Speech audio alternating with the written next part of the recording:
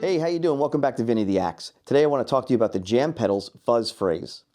Now, full disclosure, I was a sucker for the whimsical artwork in the front, so that's what, aesthetically attracted me. I'm like, this is pretty cool. But the other thing that I liked about it, full honesty, was that it sounded very close to my limited edition Jimi Hendrix fuzz face. Now, I don't use the fuzz face very much because, one, it's a limited edition. I don't want to bang it up, right? And the other thing is that the inputs are switched and reversed. So it kind of doesn't flow right if you try to get it on a board. And the other thing is it doesn't have like a 9-volt plug for a power supply.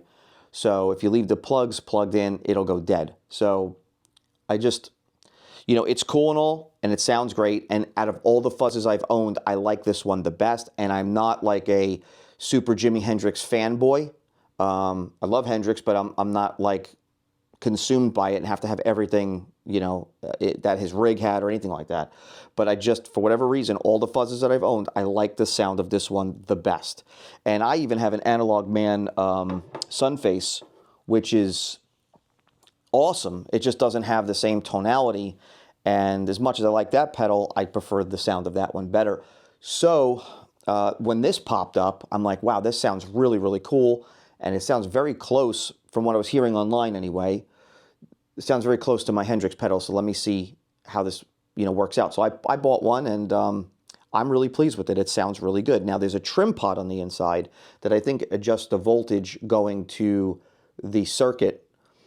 Either way, I'm not exactly sure, but it does enhance the gain or brings the gain down of the fuzz itself. So you can set it really mild inside. But what I did was I opened this up and I went for 2 hours back and forth clicking between my Hendrix fuzz face and this, and with a little set screw and this thing upside down was adjusting it a little at a time to try to get it perfect. And I had to make sure that I didn't move the knobs because I set the knobs exactly as the knobs are set on there, so I can kind of get it somewhat close. And I did get it, somewhat close.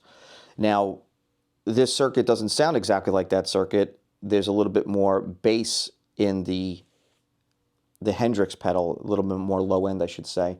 So I was trying to come to a good compromise to get this to sound pretty close to that. Because to be honest with you, in one of my other videos, I opened it up and showed you how I mount the battery and stuff. I was going to gut that and put it in an enclosure like this, or a slightly larger enclosure. And then I was like, why? I don't want to ruin that thing, because it is a limited edition pedal and it looks cool. Practicality, it's not the best. So this was kind of an answer when this popped up. So anyway, I got it close to sounding like the other pedal. I'm really, really pleased with this. Now, I left the settings, the same through the video, because once I get it dialed in for the Strat, I kind of leave it that way. I don't really mess with it because I can get the variations of gain and stuff through the volume control, which is what I've learned to do with fuzzes over time. I didn't know this trick when I was younger, and I would buy a fuzz and go, it'd be full blast on, this is full blast on, and I'm just like, I can't see how anybody likes this. It sounds terrible. You know, and full disclosure, I grew up in the 80s listening to like European metal and stuff like that, where the distortion is tighter and more focused. So this to me is, as much as I listen to 60s, late 60s era music like Jethro Tull and some Hendrix and stuff like that, I couldn't get my head wrapped around why anybody would want a fuzz until I learned that you really need to adjust the volume on the guitar. And there's a marriage between the fuzz and the guitar's controls to get the sound you want. So anyway, so in this video, I kind of mess with the different volume settings on the guitar and the different pickup selections, but I pretty much will keep it exactly the same. I'll dial it in, and normally what I'll do is, now I'm going to move this, right? But normally what I'll do is I will move this all the way full gain, and you could hear it starts to get into this raspiness on the edge of the notes or the sound. And what I do is I just roll this back until that stops. And usually it is not much on a fuzz. And all the fuzzes I have is all the same.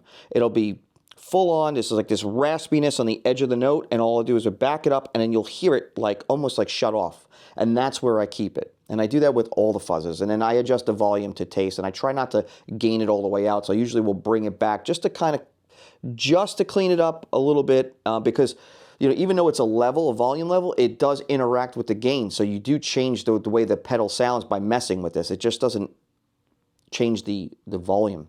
So anyway, so I'll get it dialed in right for a particular guitar, you know, fuzz, Strat kind of thing. If I had to plug my Tele into this, then all this would change again, because the Tele pickups do not react with this like the Strat does. Same thing with humbuckers. It's all what's going into it. You know, these are one of those types of pedals or effects that, you know, there's really no hiding anything. Like, you plug your guitar in and you really need to work at it to get it to sound right with the fuzz. That's pretty much it. What I'm playing through today is, believe it or not, a Blues Junior. This is a Mark III. Now, I've owned a Mark I, I've owned a Mark II, I've owned a Mark III, I owned a Mark IV. The Mark IV was awesome. It's a limited edition one with the Cannabis Rex Eminence speaker in it. I sold it to a buddy of mine. And every time I sell it, I regret selling it. When I sell it, I'm like, oh, it was a one-trick pony. I didn't want to deal with it, and I sold it.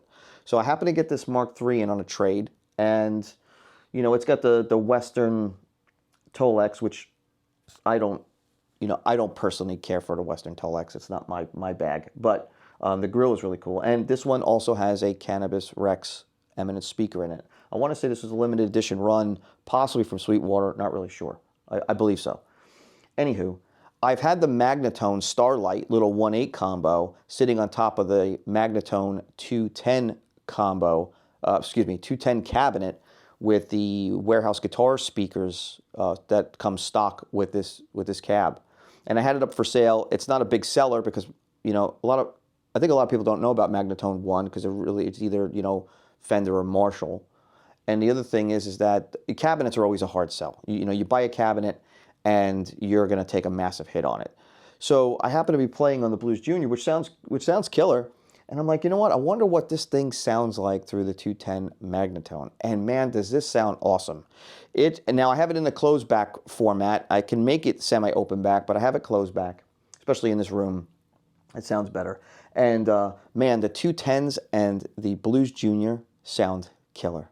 I mean, it really sounds killer. So I think what I'm going to do is I'm going to keep this thing set up this way, and see where we go from there. But anyway, I can say that, you know, I'm not endorsed by Jam Pedals. They're not paying me for this. You know, I've owned, like I said, I've owned a lot of these Jam Pedals. Some of them I like, some of them I didn't like. I still have some, which I do, you know, dig. But I have to say, man, if you're looking for something that sounds pretty close to that Hendrix pedal, I would say this is the way to go because it's a more friendly format. Now, I know that Dunlop makes the little tiny version of that. It does not sound the same. I don't care what anybody says. I know somebody has one. We've A and B them. They are not the same, you know. And then that brings up another point. And you know, this is not the same as well. But once you start adding things to a pedal, it changes how the pedal sounds. Like, you know, for instance, I think if they would have added a 9-volt input to that fuzz face, it wouldn't sound the same as soon as you start messing with the circuit. So yes, do I still prefer that one over this guy? I would say probably yeah. But I prefer this on the board because I can power it. It takes up, you know, half the space. And, you know, to be honest with you, it looks cool too. Just being honest. You know, some people will say, oh, no, I didn't buy it for that. But, I mean, come on. Like, how groovy is that? That is really cool. Anyway, thanks for watching Vinny the Axe. Please like and subscribe. A lot of you that are watching the channel and visit frequently are not subscribed. It really helps build the channel so that I can do more videos and get more stuff done for you. And it also lets you know when a new video comes out so you can check it out. So anyway, I really appreciate everybody, you know, supporting the channel. Thanks for watching Vinny the Axe. See you soon. Take it easy.